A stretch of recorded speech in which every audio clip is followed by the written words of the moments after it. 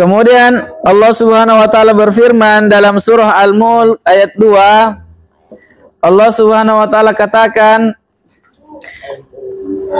Allazi khalaqal mauta wal hayata liyabluwakum ayyukum ahsanu amala.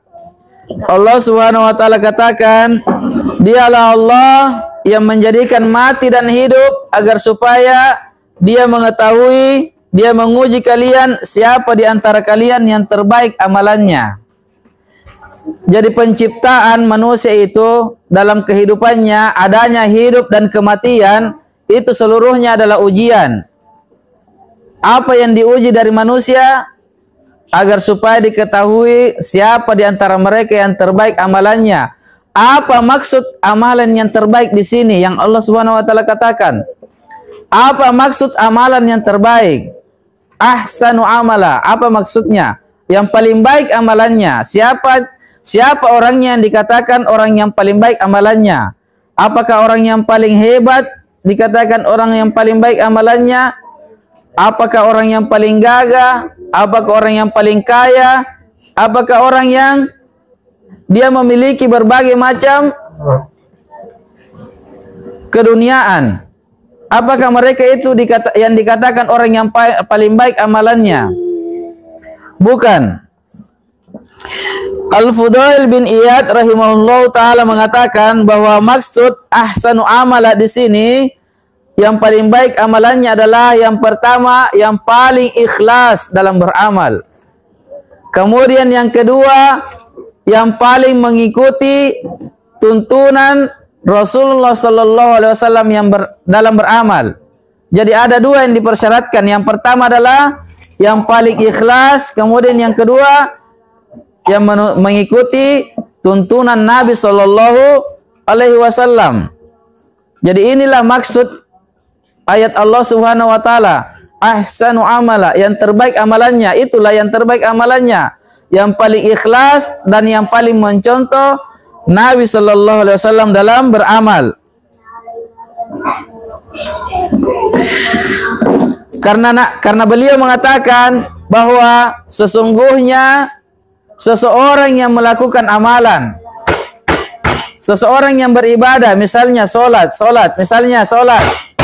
hadap ke sini. Seseorang yang mengerjakan solat, yang dia solatnya itu ikhlas karena Allah, solatnya ikhlas karena Allah, namun dia tidak mengikuti tuntunan Nabi Sallallahu Alaihi Wasallam dalam solat. Dia mengerjakan solat subuh 4 rakaat, solat zuhur 2 rakaat. Dia tidak mengikuti contoh dari Nabi Sallallahu Alaihi Wasallam. Maka amalan yang seperti ini walaupun dia ikhlas, tetap Allah Subhanahu Wa Taala tidak akan beri pahala. Kenapa? Karena tidak mencontoh Nabi Sallallahu Alaihi Wasallam. Karena syarat amalan diterima itu ada dua. Yang pertama adalah ikhlas dan yang kedua adalah mencontoh Nabi Sallallahu Alaihi Wasallam. Sebagaimana yang dikatakan oleh Aisyah radhiyallahu taala anha dalam sebuah hadisnya, Nabi Sallallahu Alaihi Wasallam bersabda, "Man amila amalan laisa alaihi amruna fahuwa rad." Kata Nabi Sallallahu Alaihi Wasallam, siapa yang mengerjakan amalan yang tidak ada contohnya dari kami, maka sungguh amalan itu tertolak, tidak ada nilainya, tidak diterima di sisi Allah Subhanahu wa taala. Allah tidak akan memberi pahala dari amalan tersebut walaupun ikhlas. Kemudian kata beliau lagi bahwa sesungguhnya amalan itu kalau dia sudah mencocoki sunnah, dia sudah benar. Salat subuhnya 2 rakaat, bacaannya sesuai dengan sunnah, semuanya bacaannya, gerakannya sesuai dengan sunnah Nabi. Namun dia tidak ikhlas, hatinya itu mengharapkan pujian manusia, hatinya itu mengharapkan sanjungan manusia, hatinya itu mengharapkan ingin disebut-sebut sebagai orang yang soleh, orang yang rajin sholat, maka tetap amalannya itu tertolak. Kenapa? Karena tidak ikhlas, walaupun pelaksanaannya sesuai dengan sunnah. Karena kata Nabi Sallallahu Alaihi Wasallam, innamal a'malu binniyat, sesungguhnya amalan itu tergantung dengan niatnya.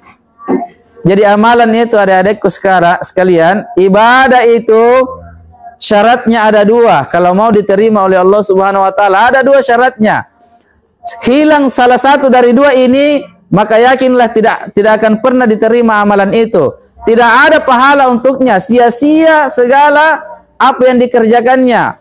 Walaupun dia sholat sampai mati, walaupun dia haji setiap tahun, walaupun dia senantiasa mengeluarkan zakat, walaupun dia setiap hari membantu orang lain, kalau dia tidak barengi dengan dua perkara ini, yang pertama adalah ikhlas dan yang kedua adalah mencontoh Nabi Sallallahu Alaihi Wasallam, maka seluruhnya itu akan sia-sia. Segala amalannya itu akan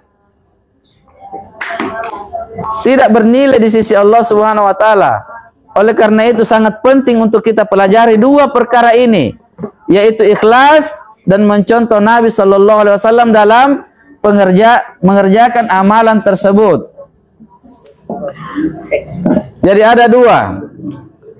Yang pertama adalah ikhlas dan yang kedua adalah mencontoh Nabi Sallallahu Alaihi Wasallam. Dan tidak boleh mencontoh selain Nabi Sallallahu Alaihi Wasallam, tidak boleh.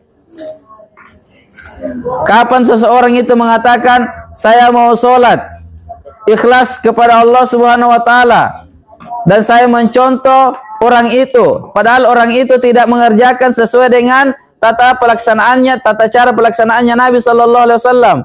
Orang itu tidak mencontoh Nabi. Dia mencontoh orang itu karena orang itu adalah gurunya misalnya. Orang yang dia cintai, orang yang dia takuti, orang yang dia kagumi. Dia mengerjakan sholat sesuai dengan contohnya gurunya misalnya.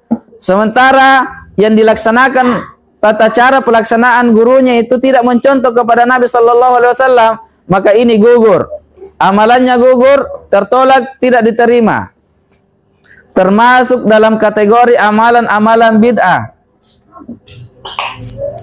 amalan yang sesat, amalan yang tidak ada tuntunannya dari Nabi Sallallahu Alaihi Wasallam, walaupun banyak yang dia kerjakan.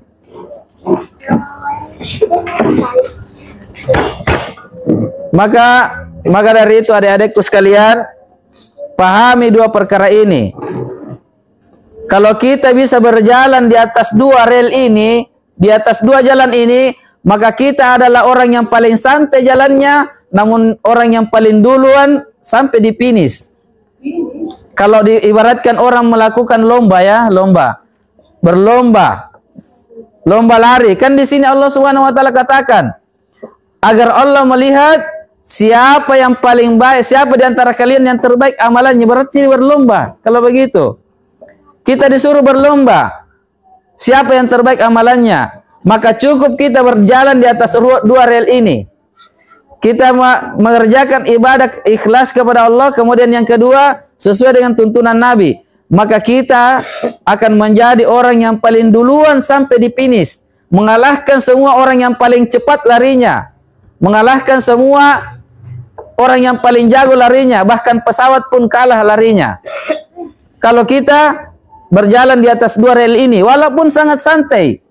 Misalnya kita santai, sholat subuh 2 rakaat saja, tidak usah ditambah-tambah. Sholat zuhur 4 rakaat saja, tidak usah dikasih cukup 10. Sholat asar 4 rakaat, maghrib 3 rakaat, isya 4 rakaat, tidak usah ditambah-tambah. Dan kita kerjakan dengan ikhlas di atas tuntunan Nabi Sallallahu Alaihi Wasallam, maka kitalah orang yang paling benar di sisi Allah Subhanahu Wa Taala. Kitalah orang yang paling duluan sampai pada finishnya. Kenapa? Karena kita berjalan di atas jalan yang benar, bukan jalan yang bengkok, bukan jalan yang sesat. Kalau ada orang yang mau buru-buru, karena ini adalah sebuah perlombaan, fokus. Karena ini adalah sebuah perlombaan, ada orang yang mau cepat-cepat. Dia katakan kalau sholat subuh itu kurang, kalau 2 rakaat saja, kurang. Saya mau 4 rakaat. Saya bisa 10 rakaat. Saya bisa 100 rakaat. Karena berlomba orang, saya kuat. Saya mau cepat-cepat sampai. Sementara yang dia lakukan ini bukan jalan yang lurus, karena tidak mengikuti tuntunan. Jalan yang bengkok, jalan yang sesat, jalan yang buntung, jalan yang tidak ada penyelesaiannya. maka dia tidak akan pernah sampai ke finish. Setengah mati dia berlomba, tidak ada finishnya. Dia tidak akan sampai ke tujuannya. Kenapa? Yang dia tempuh adalah jalan yang sesat. Yang dia tempuh adalah jalan yang bengkok, bukan jalan yang lurus. Jalan yang lurus itu adalah jalan yang ada tuntunannya. Yang sudah Nabi Shallallahu Alaihi Wasallam contohkan, itulah jalan yang lurus, adik-adikku sekalian. Perhatikan ini, perhatikan ini. Jalan yang lurus itu adalah jalan yang sudah dituntunkan oleh Nabi Shallallahu Alaihi Wasallam. Dan jalan yang bengkok itu adalah selain dari jalan yang Nabi Shallallahu Alaihi Wasallam tuntunkan. Maka pahami ini, perhatikan ini. Kalau mau benar, kalau mau cepat sampai ke finish, maka santai dalam beribadah, namun jangan mau keluar dari dua rel ini. Ikhlas dan mengikuti Nabi Shallallahu Alaihi Wasallam. Maka insya Allah kita akan duluan sampai ke finishnya. Dan siapa yang paling ikhlas dan paling benar, itulah yang paling duluan.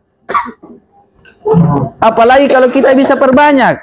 Setelah sholat, sebelum sholat kita sholat sunnah dulu. Setelah sholat kita sholat sunnah lagi. Maka ini lebih cepat lagi. Akan tetapi kalau kita tidak mampu itu, cukup yang wajibnya saja, insya Allah kita bisa mengalahkan semua orang-orang yang tidak mengikuti dua rel ini. Paham? Paham? Inilah agama yang benar. Inilah agama yang Allah Subhanahu wa taala akan ridhoi, akan balasi mereka, akan beri mereka kenikmatan yang sempurna nanti di akhirat.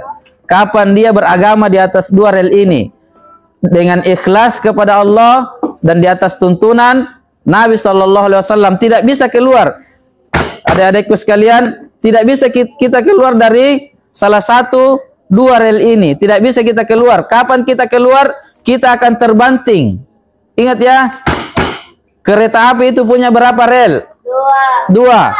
Kapan satu dari relnya keluar dari rel, satu bannya keluar dari rel, maka dia akan terbanting, akan binasa, akan jatuh, dan semua orang penumpangnya itu akan mengalami cedera bahkan mati. Jadi harus ada dua relnya, ikhlas dan di atas tuntunan Nabi Shallallahu Alaihi Wasallam. Tidak boleh ada yang hilang, harus dua-duanya diamalkan. Tidak boleh ada yang hilang, karena kapan ada yang hilang maka akan cacat dan akhirnya akan binasa. Baik, sampai di sini dulu adik-adikku sekalian. Subhanakallahumma wa bihamdik, asyhadu an la ilaha illa anta, astaghfiruka wa atubu ilaik. Assalamualaikum warahmatullahi wabarakatuh.